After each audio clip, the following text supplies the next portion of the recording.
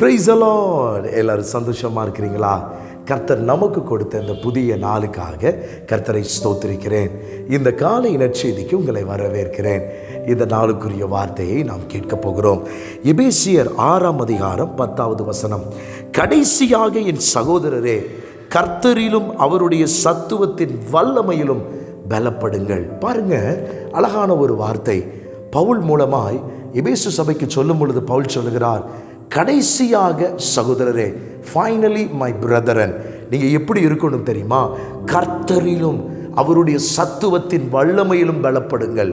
இந்த நாளிலே ஆண்டவர் உங்களை அழைக்கக்கூடிய காரியம் என்ன தெரியுமா? அவருடைய சத்துவத்தில் நீங்கள் பலப்படணும், அவருடைய வல்லமையில் நீங்கள் பலப்படணும்.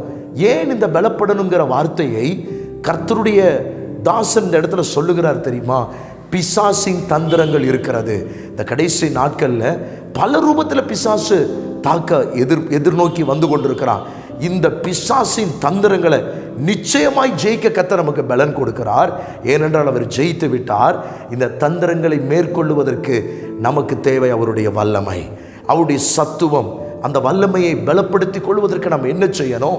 சர்வாயுத வர்க்கத்தை தரித்து கொள்ளணும், ஜெபம் பண்ண வேண்டும், ஆவியிலே அனலாய் இருக்க வேண்டும், குடும்பமாக அவருடைய வார்த்தைகளில் வல்லமையில் நீங்கள் பலப்படணும். அப்படி பலப்படுவீர்களே ஆனால் நிச்சயமாக சொல்கிறேன், எந்த தந்திரங்களோ எந்த சத்துருக்களோ உங்களை தொட முடியாது. இந்த நாளில் இந்த வார்த்தையை ஏற்றுக்கொள்ளுகிறவர்களை நான் விசுவாசத்தோடு சொல்கிறேன். இந்த நாளில் நீங்கள் விசுவாசத்தோடு சொல்லுங்கள், ஆண்டவர் உம்முடைய வார்த்தையில் நான் பலப்படுவேன், உம்முடைய வல்லமையில் பலப்படுவேன், சத்துவத்தில் பலப்படுவேன். சோர்ந்து போகிற உங்களுடைய வாழ்வில் தேவன் ஒரு சத்துவத்தை தருவார், ஒரு வல்லமையை ஊற்றுவார். அந்த வல்லமையில் நீங்கள் பலப்படுங்கள். அப்பொழுது தந்திரங்களையும் மந்திரங்களையும் மேற்கொள்ளக்கூடிய கிருபைகளை தருவார். நீங்கள் நினைக்கலாம், என் குடும்பத்தில் இவ்வளோ போராட்டங்கள் இருக்க, இந்த போராட்டங்கள் ஒரு நிமிடத்தில் மாற கர்த்தர் உங்களுக்கு பலனை கொடுப்பாராக.